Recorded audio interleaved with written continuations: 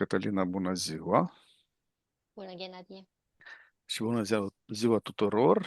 Ne-am adunat iarăși cu Cătălina pentru a efectua o sesiune. Tema sesiunii Cătălina nu o cunoaște, dar sper să vă fie interesantă și noastră. Cătălina, ia poziția cea mai comodă pentru tine. Inspiră și expiră de câteva ori profund și relaxează-te. Voi număra descrescător de la 5 la 1 și în timp ce eu voi număra, corpul tău se va relaxa.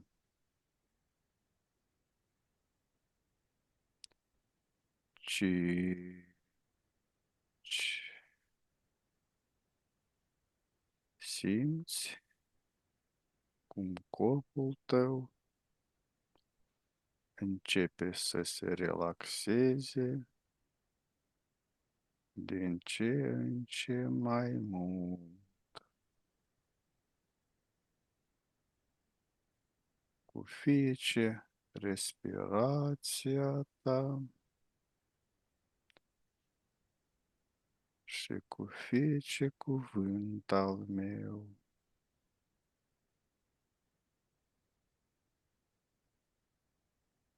Patru.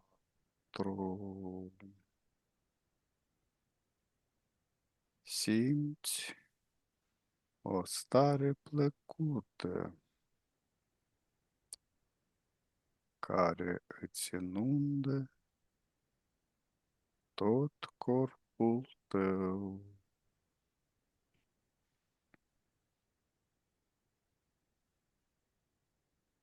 3.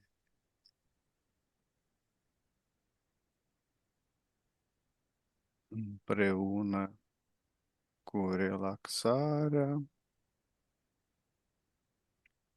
corpul tău tot mai mult și mai mult se îngreunează.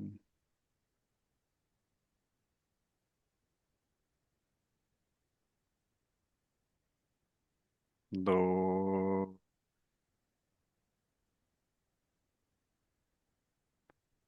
Nimic nu te mai deranjează.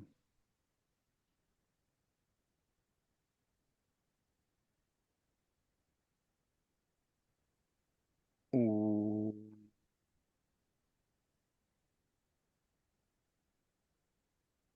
Ești relaxată total. Ești detașată total.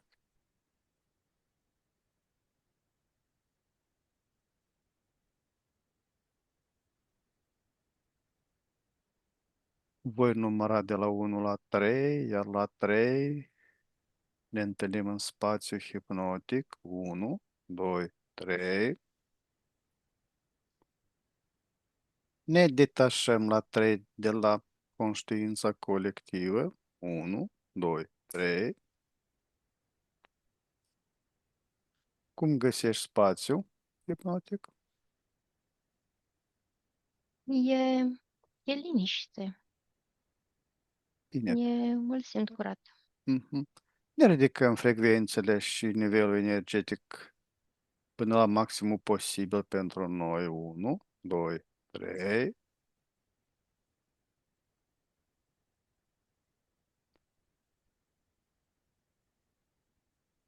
La 3 te conectezi cu noțiunea de Bitcoin. 1, 2, 3. Ce vizualizezi?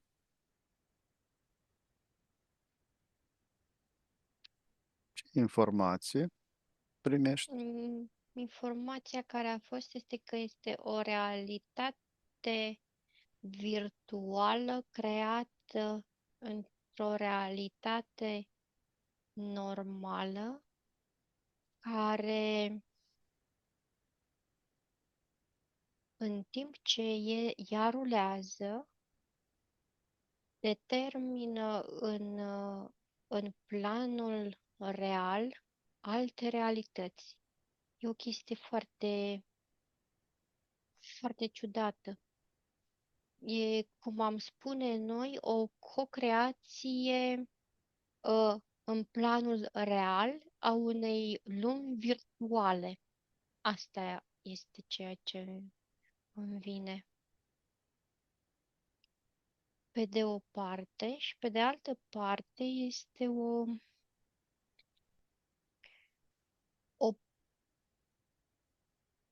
programare la nivel de resurse financiare. Am senzația că nu sunt uh, a- această valoare care este dată monedei nu este una reală, ci este dată de fluctuația care există pe piețe și de cerere și ofertă, precum și de uh, fluctuațiile care nu sunt neapărat cele date de cerere și de oferta reală, cât de anumite activități care pot determina o creștere sau o scădere a valorii Bitcoinului. Deci nu e ca și cum ar avea o valoare în care poate fi cumva măsurată în ceva palpabil.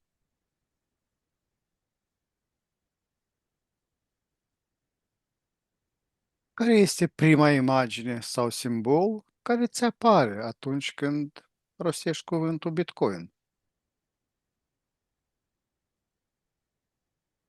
Văd ca o,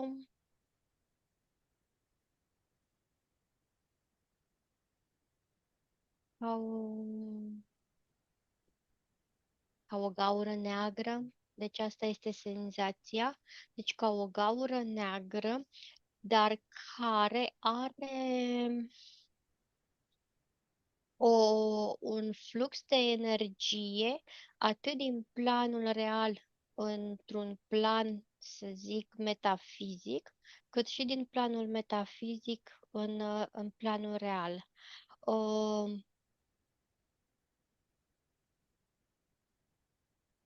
Dar prima asociere, înainte să văd imaginea, a fost că este o energie de o vibrație foarte joasă în spatele Bitcoinului, ca un fel de demon.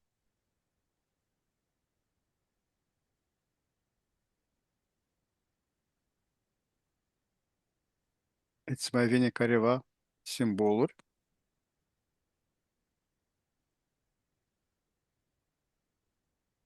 Ca și simbol văd acum un cerc care este tăiat cumva de la jumătate în jos cu o linie. Mm, Și în timp ce îți spuneam, văd că este uh, ca un fel de semn de circulație care în momentul în care cum era pe vremuri, știi, pe o parte era verde, pe o parte era roșu. Bine, acesta îl văd că pe o parte este cu o energie uh, de o vibrație mai înaltă, pe partea cealaltă este o vibrație mai densă. Este ca și cum se manipulează așa cum se dorește pe, de pe fluctuațiile sale piețele. Și nu neapărat sunt piețele de monede, să zic așa, ci sunt și piețele, adică piața efectivă a Bitcoin-ului, cât și influența asupra celorlalte piețe financiare, a burselor de valori, care teoretic n-au legătură cu el, adică unde nu sunt tranzacționate, unde sunt tranzacționate alte valute.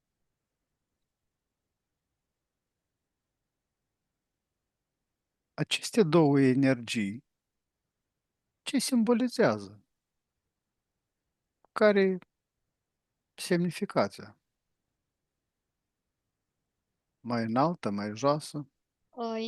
Ceea ce percep acum este că ele sunt potențiatoare ale ca un fel de uh, amplificatoare a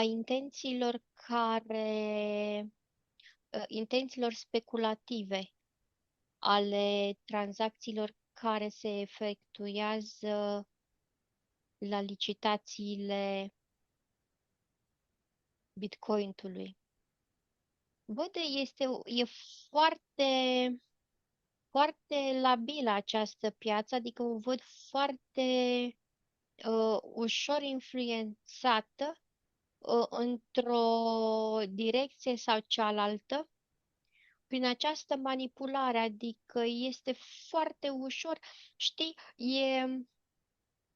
să-ți spun așa, deci vizualizarea este ca a unui magnet, știi? Și cu o pilitură fieroasă în jur. Ei, în momentul în care se mișcă foarte, foarte puțin și se ia contact mai apropiat între magnet și acea pilitură, imediat se întâmplă o mișcare foarte bruscă a întregii mase de pilitură. Deci asta este ceea ce observ, o modificare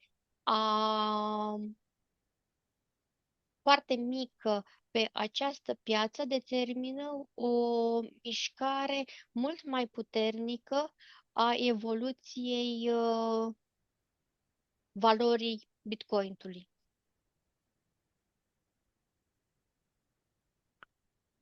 Accesează la 3, momentul în care a apărut pentru prima dată ideea de Bitcoin. 1, 2, 3.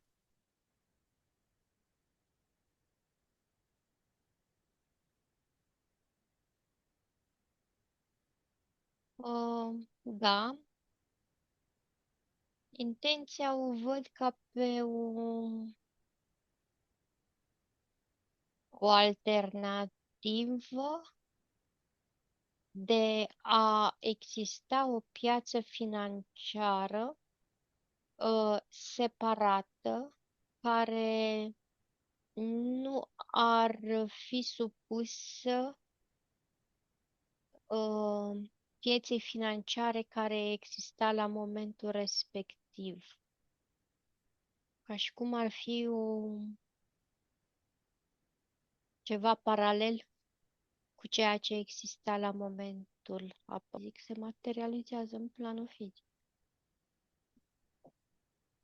Ce entitate, grup sau conștiință se află în spatele creației originale a Bitcoinului?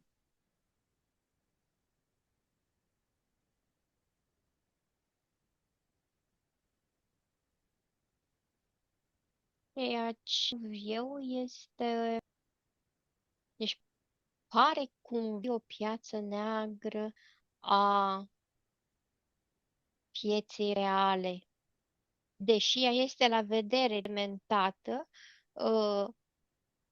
a pieței financiare, dar la un nivel de forță economică foarte mare. Știi, e ca o văd inițial că a fost ca un plan de rezervă pentru a avea resurse alternative în cazul unor crize economice care ar... Entitate sau grup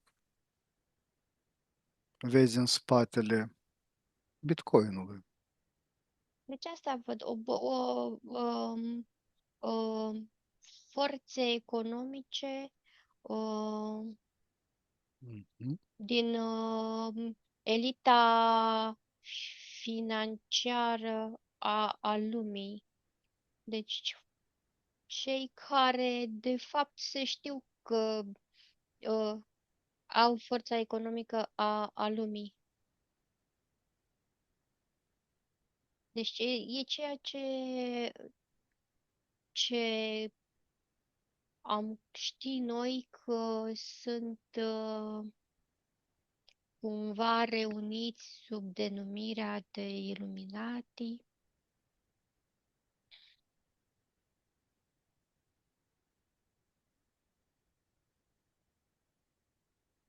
În planul metafizic, pe cine vezi?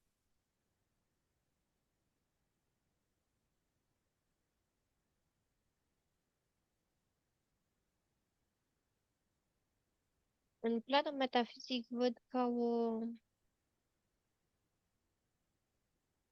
o, aș putea să-i zic, deci nu văd nimic, e ca o barieră de energie uh,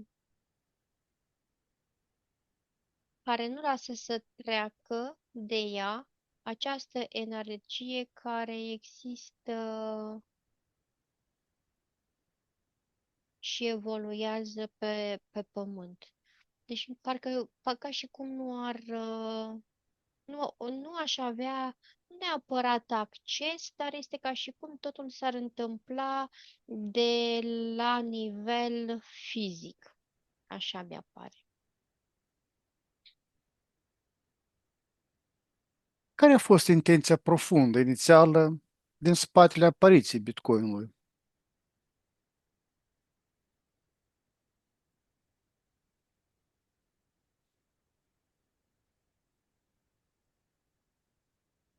Ceea ce percep este ca un plan de rezervă. Asta este. Un plan de rezervă prin care să se poată juca, cumva se joacă la două mâini, știi? Cu o mână se ia, cu o mână se dă. Cu o mână se ia de pe piețele uh, non-Bitcoin și pe cealaltă se produce efectul invers. Văd o foarte mare fluctuație și uh, sunt angrenate pe această piață o multitudine de persoane care nu sunt investitori, să zic, de nivel înalt, adică sunt persoane care investesc inițial sume mai mici și propulsează cumva uh, în acest sistem. Adică sunt persoane cumva fizice și care nu le văd activând pe piața financiară, uh, să zic așa, cum ar fi bursele de valori. Văd Bitcoin-ul ca un fel de piață mult mai sigură, cu potențial mult mai mare de câștig.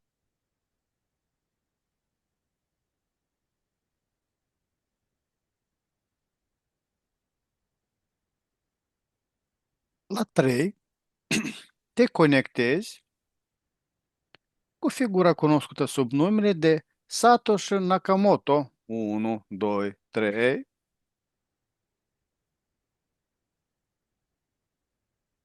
Da? Nu poți vorbi despre această persoană, această figură? O văd foarte puternică, foarte inteligentă, cu o capacitate mentală foarte puternică, nu neapărat de inteligență, cât de manifestare la nivel fizic, cât și la nivel energetic de intenție. Îl percep cumva că este în stare de a obține orice își pune în minte.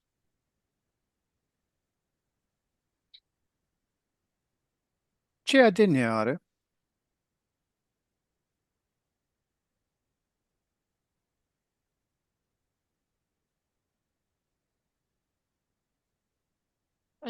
Îl percep uman, dar are influențe de un ADN, cred că este, deci nu am mai văzut niciodată, este, să-ți explic cam cum arată la nivel, îl văd eu, este ca un fel mm, de dragon, dar ceva combinat cu crocodil, deci cu și o culoare așa, un verde închis maroniu. Deci e o mixtură de ADN-uri non-umane, adică draco, reptilian și într-o proporție mai mică și insectoid.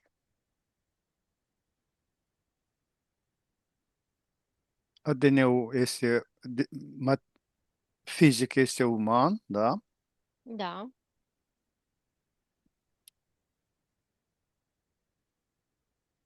ADN-ul astral este combinația care ai numit-o, da? Mhm. Da. Mhm. Această idee i-a fost sugerată sau a generat-o de unul singur? Văd că sunt influențele combinațiilor acestea de ADN și deși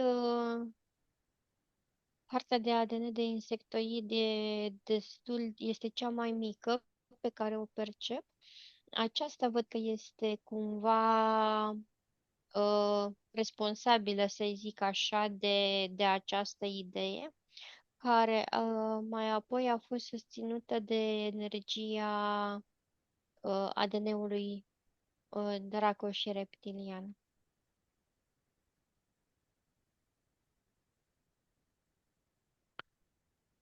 Care sunt principalele caracteristici ale tehnologiei blockchain care stă la baza Bitcoin?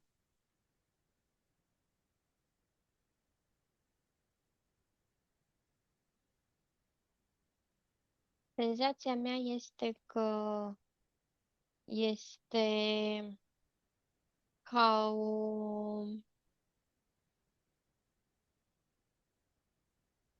o linie de program care are trăsături comune cu ceea ce numim noi Matrix. Programarea care există în Matrix este aceeași, același tip de programare.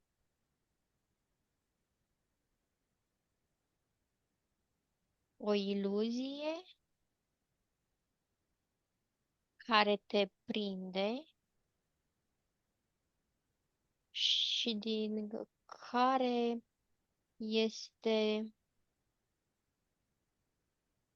destul de dificil de a ieși în momentul în care îți dorești.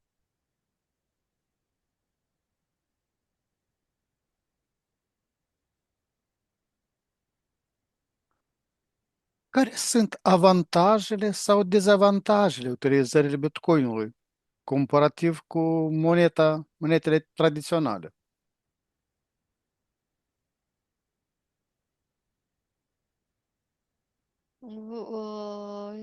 Percep că se tranzacționează pe la nivel masiv, um, sume foarte mari.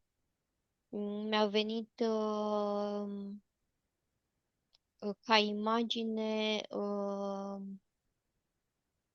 țări care sunt foarte bogate din punct de vedere financiar, Emiratele Arabe, Arabia Saudită, uh,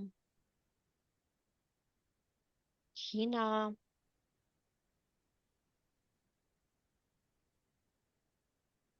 Deci jucătorii mari preferă să investească în acest tip de monedă decât să investească pe piața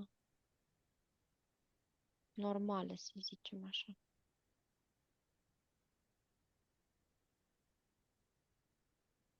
Cum influențează volatilitatea prețului Bitcoin deciziile de investiție ale utilizatorilor?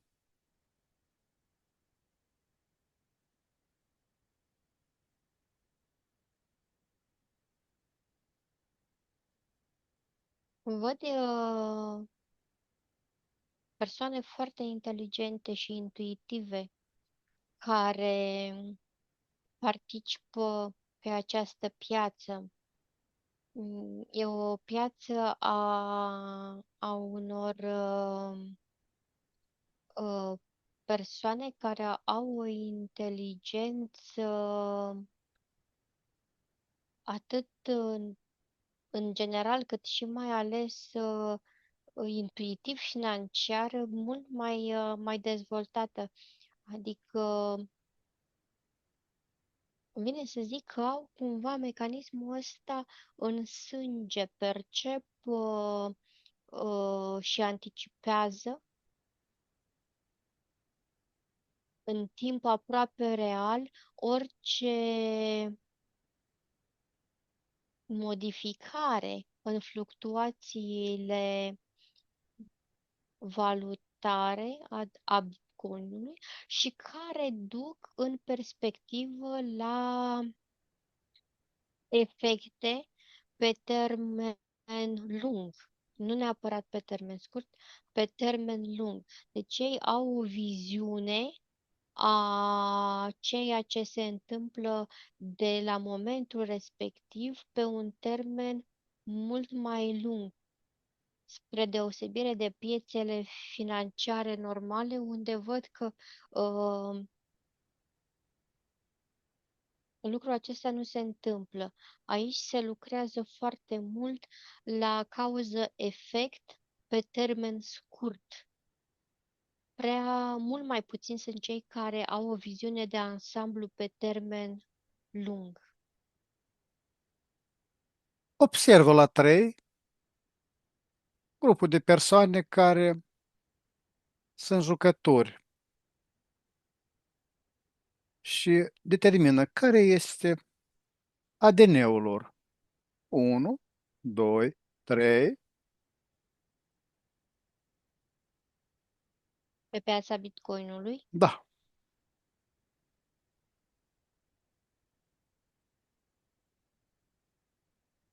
este o paletă largă de pe largă, nu ADN-uri. este ceva Nu specific. pot să spun că este ceva, doar un anumit tip de ADN, nu.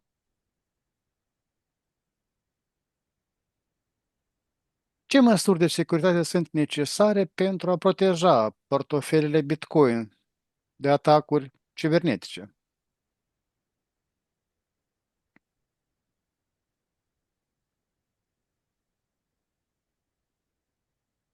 Sunt niște măsuri de securitate care îmi vine să zic că nu există nici în cele mai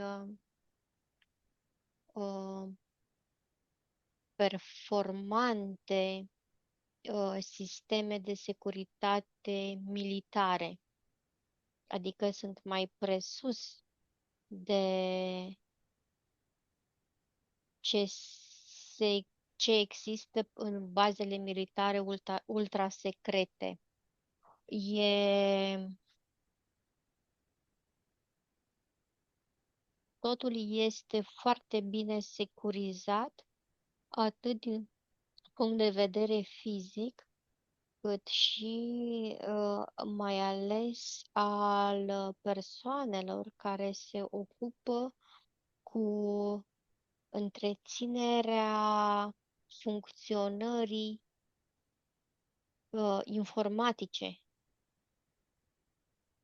Parcă ar fi cumva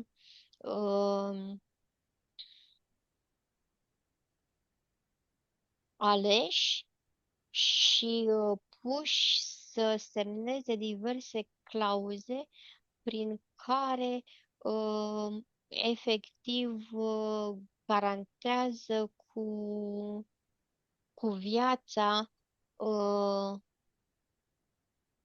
ceea ce li se încredințează ca, să zicem așa, secrete. Dar nu sunt secrete, efectiv sunt niște atribuțiuni, să le zicem așa, care trebuiesc foarte bine respectate, fără niciun fel de abatere de niciun fel. Văd că sunt persoane care lucrează efectiv, dar în plan secund mai există ca și cum ar avea încă o dublură pentru fiecare persoană care lucrează, în sensul că nu se scapă nimic din vedere, adică dacă o persoană nu poate să vină să-și facă treaba care o are de făcut, în secunda a doua este înlocuită și nimic nu este lăsat la voia întâmplării.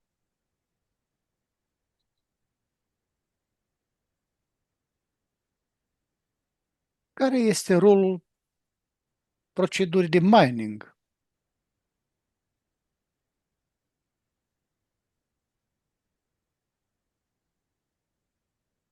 la producerea Bitcoinului? Aici mi apare un flux de energie foarte bine canalizat, foarte bine informat.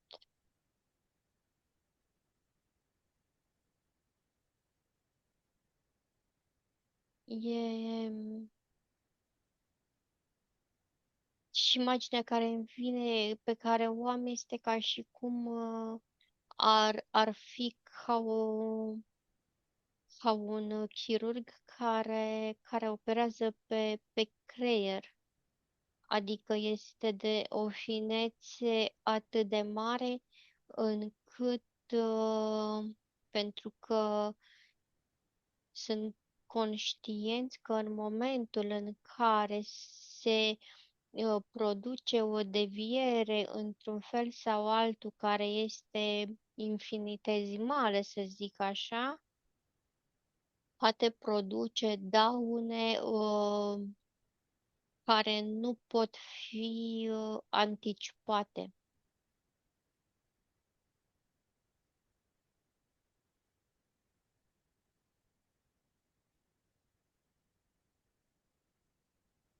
Care este legătura dintre miningul și sistemul energetic?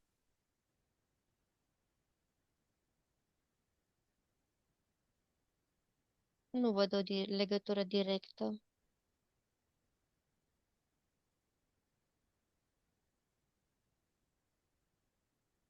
în sensul că nu au o influență directă unul asupra celuilalt. Există un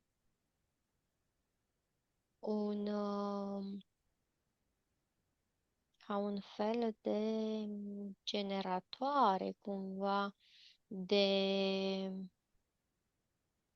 energie, ca generatoare transformatoare care există pe mai multe planuri, ca și cum ar fi uh, niște camere de rezervă care susțin în orice situație neprevăzută, uh, o fluctuație, să zic, din sistemul energetic central. Într-un fel, este aproape, îmi vine să zic că este indestructibil acest sistem, adică atât de bine este pus la punct, încât nu are cum să cadă uh, în momentul în care există o fluctuație de energie electrică din sistemul global.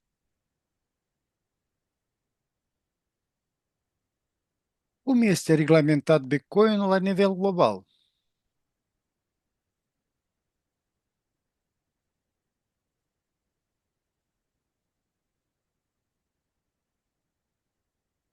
Îl văd cumva de sine stătător ca monedă pe piața financiară.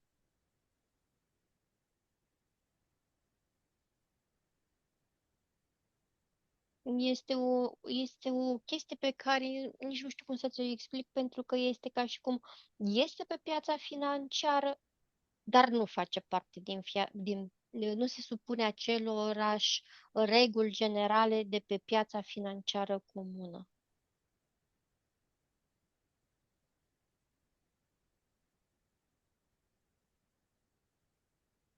Care sunt provocările legale asociate cu utilizarea Bitcoinului?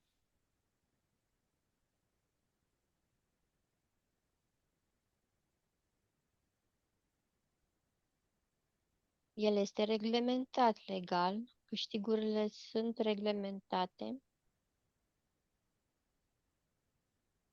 Este o Este foarte bine pus la punct modul în care se stabilește pentru fiecare participant uh, câștigul sau pierderea.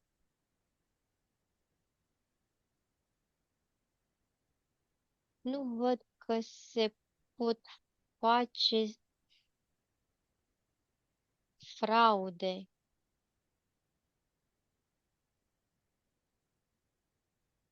care să implice cumva ascunderea de beneficii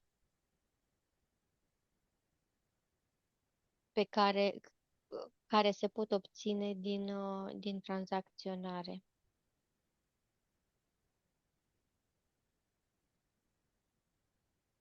Cum afectează Bitcoinul economia globală și sistemele financiare tradiționale?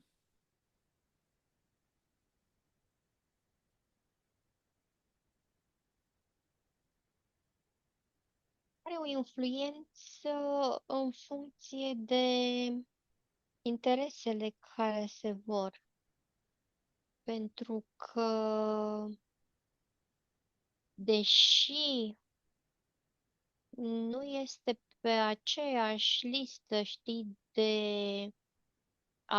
a majorității valutelor care se tranzacționează în mod tradițional, fluctuația lui influențează într-un mod cumva indirect fluctuația celorlalte valute.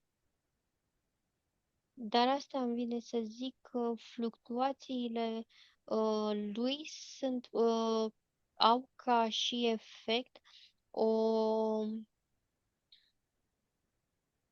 o modificare a parametrilor de tranzacționare pe termen lung, nu pe termen scurt. Aici, pe piața tradițională, fluctuațiile sunt foarte directe și cu efecte imediate pe termen scurt.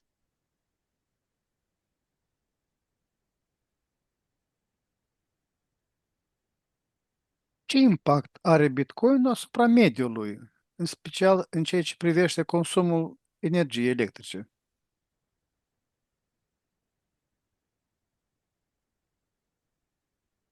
Deci nu văd un impact așa, adică nu văd ca un consumator excesiv care să încarce consumul global.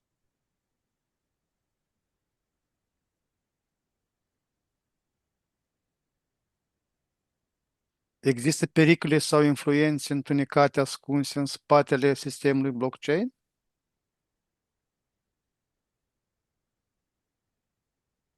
Ca pe orice piață financiară.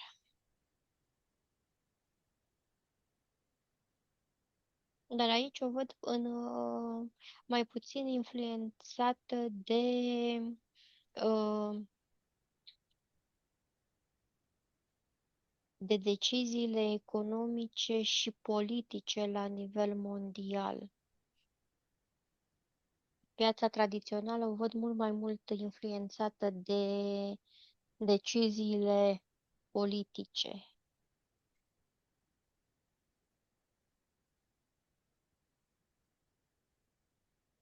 în sensul că se pot manipula din, de pe hârtie, să zic așa, și pot determina fluctuații care să ducă la obținerea de rezultate așa cum se doresc, adică o scădere bruscă a valorii nominale sau o creștere bruscă a valorii nominale care să destabilizeze din punct de vedere economic anumite țări sau care să determine o creștere a influenței anumitor economii asupra altor economii. E ca un joc de putere. Asta văd ca o modalitate de a se face niște jocuri de putere între diferite țări în funcție de interesele politice.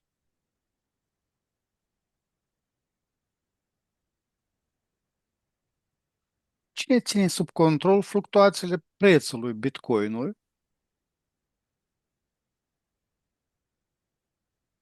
Nu văd că este ținut în frâu.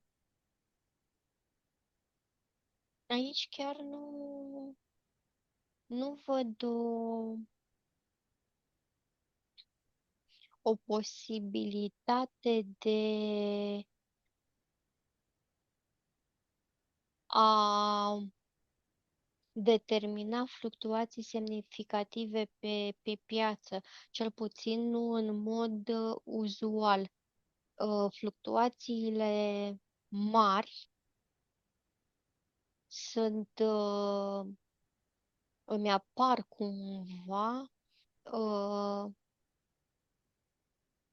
determinate de anumiți jucători care sunt într-adevăr foarte, foarte mari, dar nu le văd ca chestii uzuale. Nu.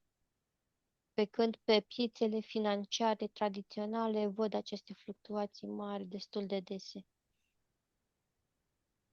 și cu multă instabilitate. Care sunt tendințele viitoare în dezvoltarea Bitcoin-ului și a criptomonedelor în general?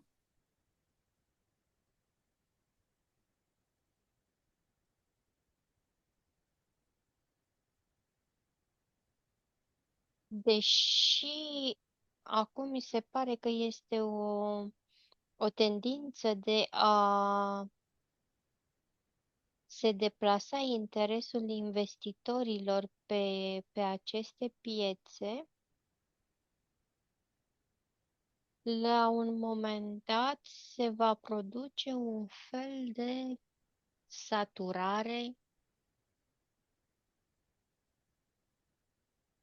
și o stagnare a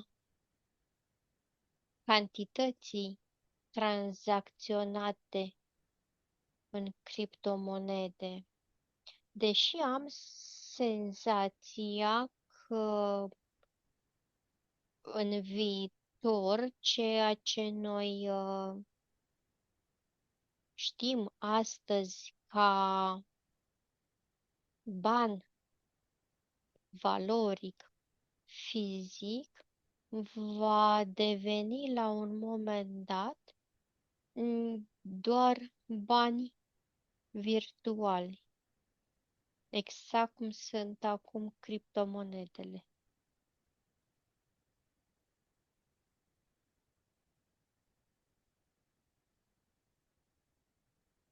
Valoarea Bitcoinului se va mări pe viitor, tot timpul? Va fluctua, va fi în creștere, dar se va stabiliza cumva.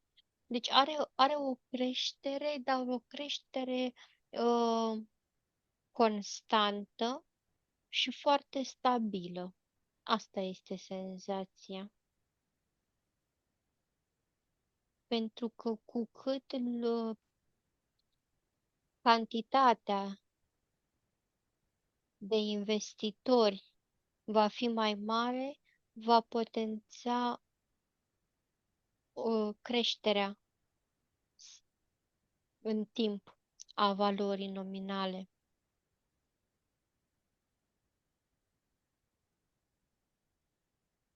Sistemul financiar prezent, care este legat de moneda fizică, va dispărea?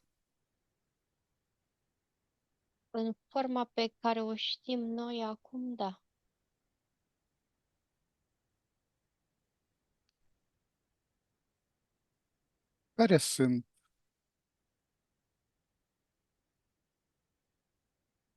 Care este distanța în timp a dispariției monedei tradiționale? Senzația mea este că în maxim 50 de ani ea va dispărea, așa cum o cunoaștem acum. Mhm. Bine.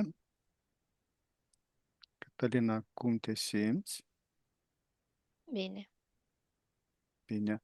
Am ajuns la finele sesiunii. Te deconectezi de la toți, de la toate. Eu voi număra de la 1 la 5, iar tu te vei întoarce aici, în prezentul din care îți vorbesc. 1. Simți cum corpul tău devine din ce în ce mai ușor și îți simți corpul liber și leger.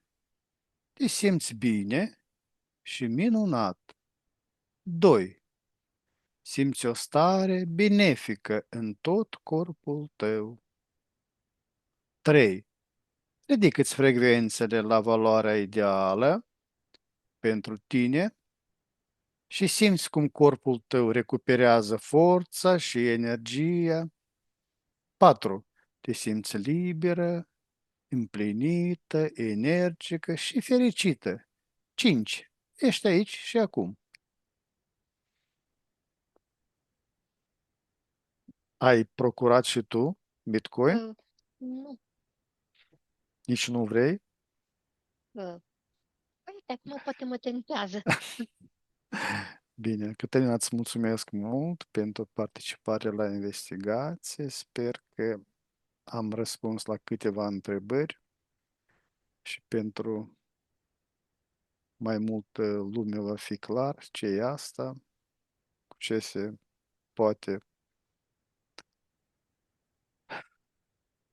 poate mânca cu pâine, cu... Bine. Le mulțumim tuturor care ne privesc și le spunem la revedere, numai bine. La revedere!